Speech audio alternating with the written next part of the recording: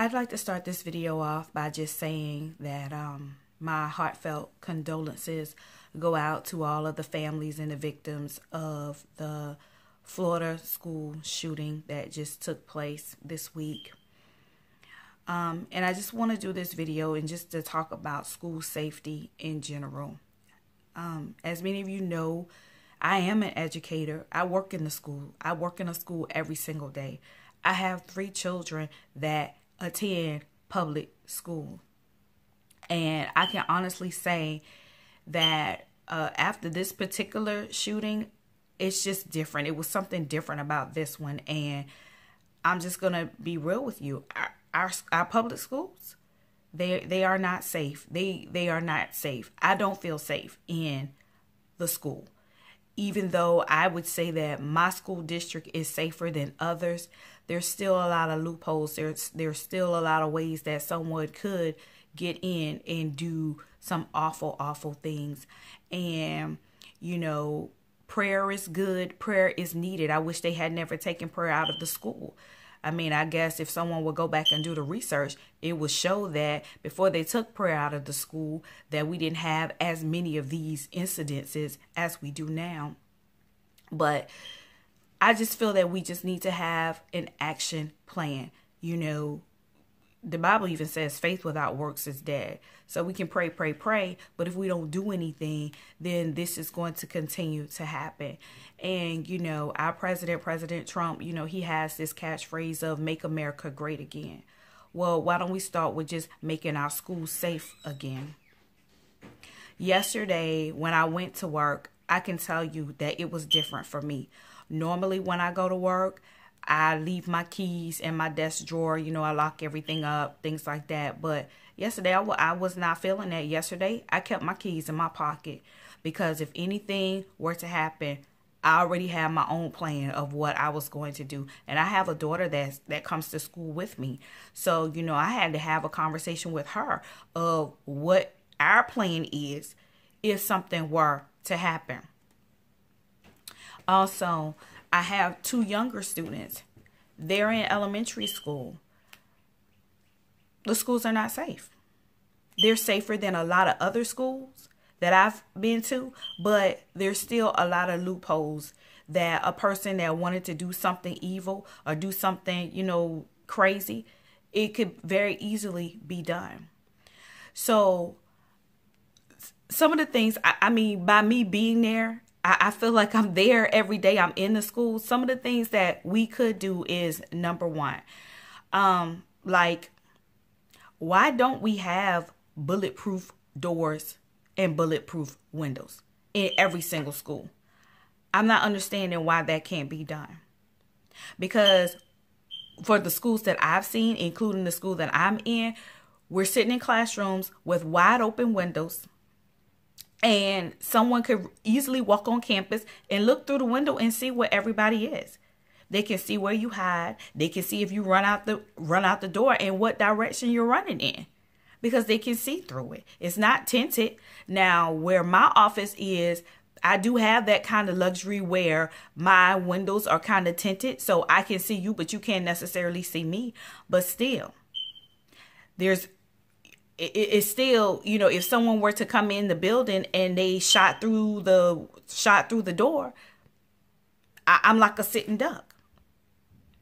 The other thing is, one of the things that my school does have in place is that when someone comes to visit or they come to the school, there's a button, like a doorbell that they push. And I think a lot of schools have this. They push and they can see you on the camera, but they see you in the camera, they let you right on in. Once you get in the office, it's a wrap.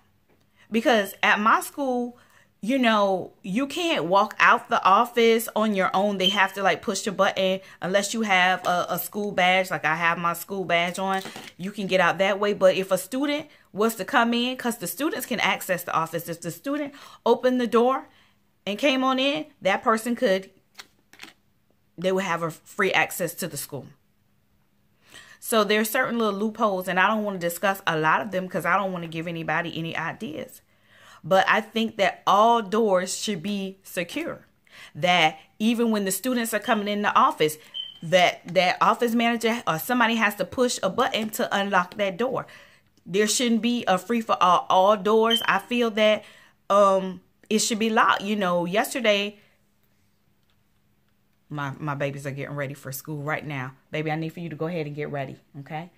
Yesterday, I was not in my particular office. I was in a computer lab because I was doing some testing. Well, I don't have a key for that computer lab, so I can't lock the door.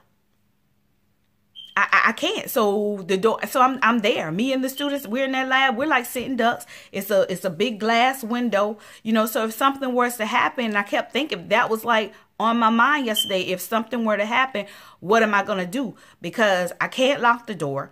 There is no closet for me to hide in because the closets that's in that room, they're locked. I don't have a key. My only option would be to open the window and get out that way. There was a window. I would have to get out that way, you know. But it's just a really concerning situation, you know. And I even heard the students talking about it. They just felt different yesterday. It was like, we need to do something. Things need to be better. And they even mentioned how, you know, in the morning when the school first opened, you know, the doors are wide open. I mean, anybody can come in and out. Anybody can come in and out. I mean, anybody. You could dress up like a student and come right on in at the beginning. I mean, it is. And don't let me get started talking about our college campuses, okay? Because even though I work in a public school, I don't work for the public school. I work for a local college. All right. So the college campuses, they are wide open. Right before the Christmas break, I actually was a witness to a domestic violence. I mean, this girl's boyfriend came up on campus and attacked her in broad daylight. And I happened to be one of the ones that saw it. You know, I had to duck down, and I wasn't the only one. A lot of people came to her rescue and a lot of people called 911. But I mean, it's a wide open campus. Anybody can come up and do anything. So, Mr. Trump, Mr. President, please, you want to make America great again? Let's start with making our schools safe again. I am speaking from a teacher's perspective, but I'm also speaking from a mother's perspective. I have to send my 3 kids to school today. And definitely, I'm going to pray over them. I'm going to plead the blood, and I have my kids pray over themselves. You know, I believe in prayer. And I wish that we could put prayer back into the schools. And we need to talk about this mental health issue. That's the other thing I want to talk about, because I heard a lot on the news last night about, you know, the guy that did this senseless shooting, that he had some mental health issues, and he had those issues for a while. And why wasn't anything done? Let me explain to you how the system is broken, okay? Now, I've been a teacher for many years. And when I was a classroom teacher, I taught 3rd grade, okay? So I have seen students that were in my class that even at their young age of 8 and 9 years old, that they had some tendencies that were questionable. You're like, wait a minute now, a little 8 and 9-year-old shouldn't be doing things like this. Something is wrong. But in the school system, our hands are tied. Okay, so I've had students in my class where I knew they had mental issues, all right? And I did the proper paperwork. We had the meetings with the parents and all this stuff. But at the end of the day, if that parent chooses not to go get mental health therapy or something, whatever for their child, there's nothing you can do about it. You can't make them go and get it. And then that's also, you think about it, why wouldn't a parent take their child that needs mental help? Why wouldn't they take them? Well, it could be several reasons. That's a medical bill. They may not have the finances to take them for treatment. They may not have transportation to get them to treatment. But I got a solution for that one. Why don't you let the mental health counselors come to the schools? Sometimes when we have students that have they need physical therapy or occupational therapy, even speech therapy, those people come to the school. Let those people come to the school. I feel that if a person needs mental health counseling, they need to get it, whether they have the money or not. I mean, y'all know that on my channel, I do a lot of talking about couponing. And I went to Rite Aid the other day, and I had a lot of stuff, and I was getting ready to go out into the parking lot, and I saw this man out there. He looked like he didn't have it all. He looked like he had some mental health issues, and he did. The cashier confirmed that. I said, I'm not going out there right now because there's a man in the parking lot and he doesn't look right. And there was nobody else out in the parking lot, and I wasn't going out there alone. And so the young lady, she was like, oh, okay. She's like, I'll walk you out there. She was like, yeah, I just kicked him out of here. I didn't want him. Why is this man walking the street? Why? If a person has a mental health issue, they could do, and I'm not saying everybody, but there's some, I don't think they should be free to walk the street, to rob, to rape, to kill, to do all that kinds of stuff. They need to be getting help. They said that this young man had not gone to his mental health appointments for like a year. Why? Why didn't they pick him up? Because they can. I mean, I have a good friend that I know of, a family member of hers. They went through a mental health crisis. She would call the police whenever they would have these crises because they would not take their medicine. And the police would tell her there's nothing we can do. We can't make him go to the hospital. We can't make him, but we can't do anything unless he's threatening to hurt somebody. So what, you gonna wait till they kill somebody? Then you gonna get them the help they need? The system is broken. We have a lot of kids in the school system. They've been in foster care. They come from homes that are just broken. I mean, sometimes kids they just have a lot of things that are going on that they can't deal with.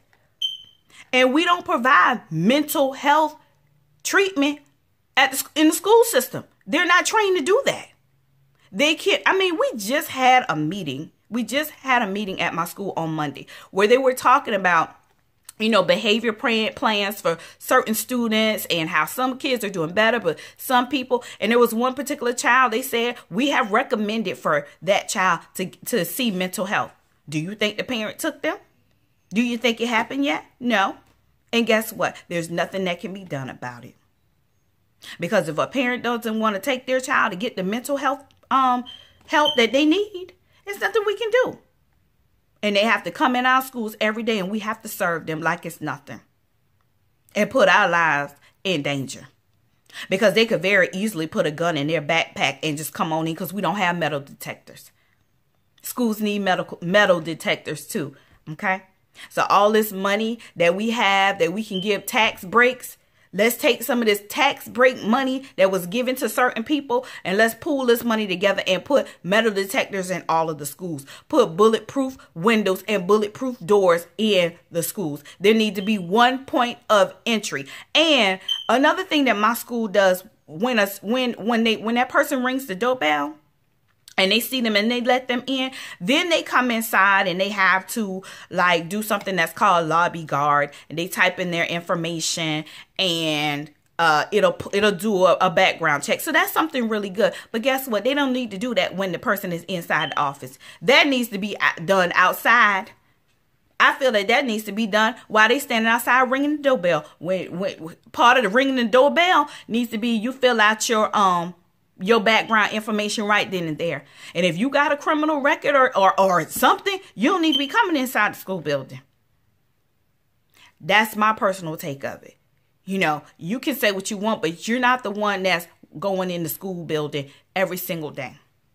We need to feel safe. Yesterday, like I said, it was different for me. I kept my door locked the entire day, except for when I was in the computer lab, because I couldn't lock that door. Are you finished, baby? You brush your teeth and everything? Okay, go get your stuff is downstairs. My kids are trying to get ready for school. I think your stuff is downstairs, sweetie. It's downstairs. So, I forgot what I was saying. Yeah, so I was saying yesterday was different. I kept my keys on me. I kept my office door locked, and you know, the students that were in my room, they was like, oh yeah, Miss Johnson, I'm glad you locked that door, because we was just sitting in here talking about that we need to keep the doors locked. The kids are uneasy. I mean, they're resilient, but they feel like they're seeing the loopholes, and they're like, okay, we need to do better. So if you want to solve this problem, if we want to make our schools safe again, we need to talk to the people who are actually in the schools. and talk about the loopholes and the danger zones or things, you know, especially our elementary schools. A lot of our elementary schools, the playgrounds are wide open. That's not safe. And I have 2 kids that are in elementary school. That's not safe. So, like I said, guys, that's just my rant, because this has just been happening too much. And I work in the school system. I work at a school every day, and I have children that are in the schools. And I think that we just need to do all that we can to get this message to the right people so that we can keep our schools safe, make our schools safe again. You guys have a blessed day, and I will see you at the next video.